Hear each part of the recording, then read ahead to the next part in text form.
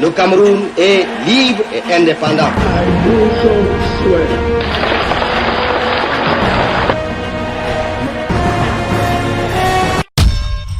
La jeunesse camerounaise a pendant longtemps été spectatrice face aux transformations qu'a subi notre pays depuis 5 décennies. Normal. De 1961 à 2011, nous visions le néocolonialisme dans tous ces traités et accords désavantageux, inculquant dans les gènes de notre jeunesse l'ADN du fatalisme prémonitoire. Le mouvement patriote naît de l'observation des mutations extraordinaires que vit notre pays depuis 2011, attirant ainsi notre attention dans la façon de voir notre dirigeant actuel, son Excellence Paul Biya, soit comme un dictateur ou comme un stratège. Il convient alors de définir les deux qualificatifs.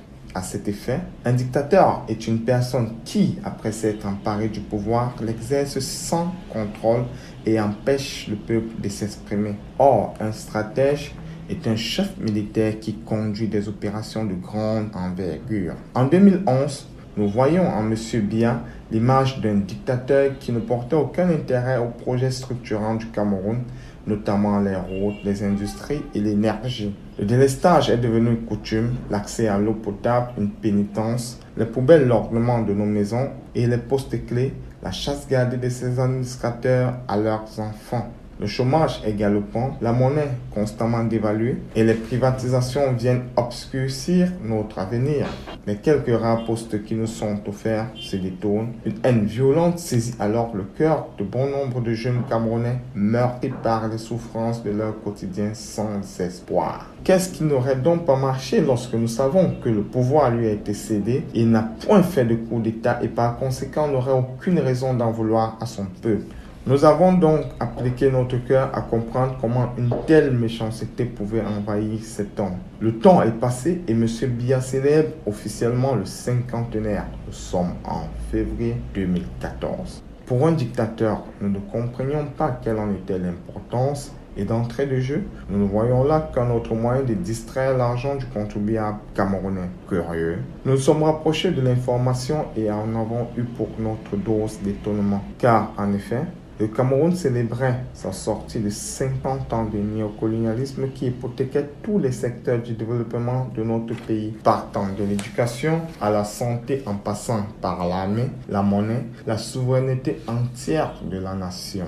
Nous nous souvîmes alors que le Cameroun a été victime quelque temps plus tôt de tentatives de déstabilisation dont la plus importante fut la menace Boko Haram. Cette dernière se heurta à la stratégie de l'imprévu de M. Biya, le BIR, bataillon d'intervention rapide, minutieusement préparé plus d'une décennie avant pour l'événement du cinquantenaire. Le Cameroun, sous sa gouverne, ne reconduira donc aucun traité de la décolonisation et obtiendra de ce fait sa réelle liberté politique, mais pas économique car l'épineuse question du franc CFA reste. Des efforts sont menés dans ce sens avec la contribution de l'immense majorité des présidents africains.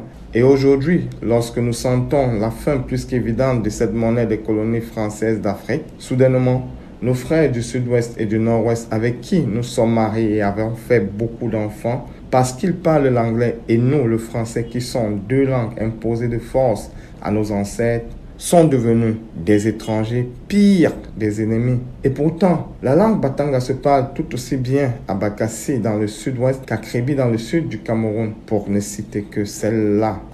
En 2017, curieusement, à la veille des élections présidentielles, des troubles naissent au nord-ouest et au sud-ouest du Cameroun et très vite on observe des bains de sang dans ces régions avec l'intention mal déguisée d'incriminer l'armée nationale dans le but de faire intervenir les forces onusiennes dans notre pays déjà assez endetté. Mais hélas, contre toute attente, le lion s'est laissé marcher dessus. Policiers, gendarmes, militaires, étudiants, civils ont perdu de leur vie sous le regard impuissant de l'armée et surtout de plusieurs dizaines d'observateurs internationaux. De sorte qu'il soit établi clairement un état d'agression contre laquelle tout pays au monde a le devoir de faire intervenir puissamment son armée pour y ramener l'ordre et la paix. Nous savons tous qu'un président moins expérimenté aurait réagi de façon impulsive face à ces agressions brutales et aurait de ce fait plongé le pays dans le chaos. Seul un stratège peut avoir ce genre de raisonnement. Il a façonné une armée brave et intelligente, ultra soucieuse du bien-être population résidant en terre camerounaise. Si vous pensez à ces quelques brebis galeuses, très certainement motivées par des mains invisibles qui veulent voir notre pays détruit, il y en a pareil dans les grandes démocraties. Heureusement que l'excellente expertise de nos services secrets ainsi que l'utile apport des vaillants patriotes a permis de mettre hors d'état de nuire de nombreux cas similaires. On a tout vu à la veille de ces élections. Des généraux envoyés de Dieu, selon eux, prophétisaient des choses scientifiquement explicables, à se demander où va le monde. Faisons donc attention à la manipulation sous toutes ses formes. Mais là ne sont pas toutes les raisons qui nous amènent à vous dire Paul Biya est le meilleur choix de l'heure. Voici donc 10 raisons qui motivent le choix du mouvement patriote. 1. Paul Biya n'est pas un dictateur et sait pertinemment qu'il doit bientôt céder les témoins. Mais seulement, il faut qu'il se débarrasse d'abord de la mauvaise herbe qui empêche à la graine de germer. Cette transition est impérative car ces prédateurs sont impitoyables et très rusés. En effet, les apprentis sorciers sont devenus sorciers et sont prêts à trahir la nation pour leur gosier. Nous avons la ferme conviction que le prochain remaniement ministériel sera formé à plus de 50% de jeunes Camerounais de moins de 50 ans. 2. Nous sommes fiers aujourd'hui d'avoir un sous-sol immensément riche. Ce n'est pas nouveau. L'a conservé pendant 28 ans intact et n'a accepté de démarrer les travaux qu'une fois les générations après lui formé et libre d'en négocier le prix. Pour preuve, nous importions la bauxite alors que nous en possédions dans la Damawa. Pareil pour le gaz, le pétrole et bien d'autres. Ce grand stratège hyper patient est très soucieux de l'avenir des Camerounais. 3. Comme dans tous les pays au monde, nous voulons battre notre monnaie. Très bien. Comment donc acquérir des devises extérieures sans industrie? Comment ferons-nous fonctionner ces industries sans ressources humaines et sans énergie électrique? La bonne nouvelle est que M. Biya, depuis plus d'une dizaine d'années, a mis sur pied des subventions dont bénéficient plusieurs secteurs d'activité tels que l'agriculture, la santé, l'énergie et surtout la formation professionnelle. Et pour garantir la valeur de notre monnaie, l'État camerounais a lancé de nombreux chantiers miniers dans le pays. Et selon le magazine Investi au Cameroun que vous trouverez gratuitement sur le net, bon nombre de projets miniers sont en cours au Cameroun. C'est ainsi qu'on peut relever les 5 permis d'exploitation minière déjà octroyés. Il s'agit du permis d'exploitation octroyé à la société Jovic pour l'exploitation du nickel, cobalt et manganèse en Kalmouna par Lomé, et celui octroyé à la société CNK Mining Inc. pour l'exploitation du diamant et des substances annexes à Mobilon par Yokaduma. Par ailleurs, 3 permis d'exploitation sont octroyés pour l'exploitation du calcaire et du marbre. Mais plusieurs autres entreprises sont en train de négocier des conventions minières avec l'État du Cameroun. On peut ainsi citer Cameroun, filiale de l'Australien Sundance Resources, pour l'exploitation du fer de Mbalam, et Cameroun Alumina Limited qui va exploiter les gisements de bauxite de Mini Martap en Gaoundal. D'après le ministère en charge des mines, les projets ci-dessus ne sont pas les seuls. Il y a aussi le fer des Mamelles près de Kribi, le fer d'un coup par Djoum, le rutile d'Akonolinga, le calcaire de Mintom, l'or dans les régions du sud et l'est, l'uranium à Poli et l'Holodof qui seront bientôt exploités. Alors, peuple camerounais tout entier, soyons acteurs au développement de notre pays. L'émergence n'est pas un mythe, mais une réalité palpable. Vous avez l'information, sachez vous en servir. Le mouvement patriote invite également les opérateurs économiques nationaux à s'investir dans cette course au rêve camerounais. Regroupez-vous en JE s'il le faut et contribuez aux efforts de notre pays à diminuer le taux de chômage à moins de 5% dans le prochain septennat. 4. Désormais, avec l'extension de la Sonara, le Cameroun produira son propre bitume, ce qui signifie plus de routes bitumées à des coûts réduits et parfaitement maîtrisés. De cette exploitation naîtra aussi une multitude d'industries de transformation de produits pétroliers. Alors, jeunes gens, allez chercher de bons partenaires partout dans le monde. En France, aux États-Unis, au Brésil, en Europe tout entière, en Chine, partout dans l'Asie, en Australie et même en Afrique. 5. Le complexe industriel-portuaire de Kribi, s'étendant sur 26 000 hectares, devrait être à terme le plus grand d'Afrique. Ne vous laissez donc pas distraire par les candidats en panne d'inspiration qui prétendent que celui-ci aurait pu être installé sur le Vouri à Douala. Car ce qu'ils ne savent pas, c'est que Douala tout entier a une superficie de 92 300 hectares pour 2,447 millions d'habitants d'après le recensement de 2012 contre 1 128 000 hectares de superficie à Kribi, soit alors 12 fois la taille de Douala pour Kribi. Et ceci pour 80 957 habitants selon le même recensement. Cela signifie que la zone portuaire occuperait 28,16% de la ville de Douala contre seulement 2,3% à Kribi. Pas besoin d'être allé à l'école pour comprendre qu'il était impossible d'implanter ce projet dans la ville de Douala quand on imagine aussi ce que cela aurait coûté en termes de dédommagement et de recensement des populations riveraines. Selon Business in Cameroon, les aménagements identifiés par le schéma directeur intègrent un port général avec un terminal à conteneurs, un terminal polyvalent, un terminal aluminium, d'hydrocarbures et céréaliers. 2 autres terminaux sont prévus, notamment méthaniers et minéraliers. Il est aussi prévu le port de plaisance, le port industriel et une base navale.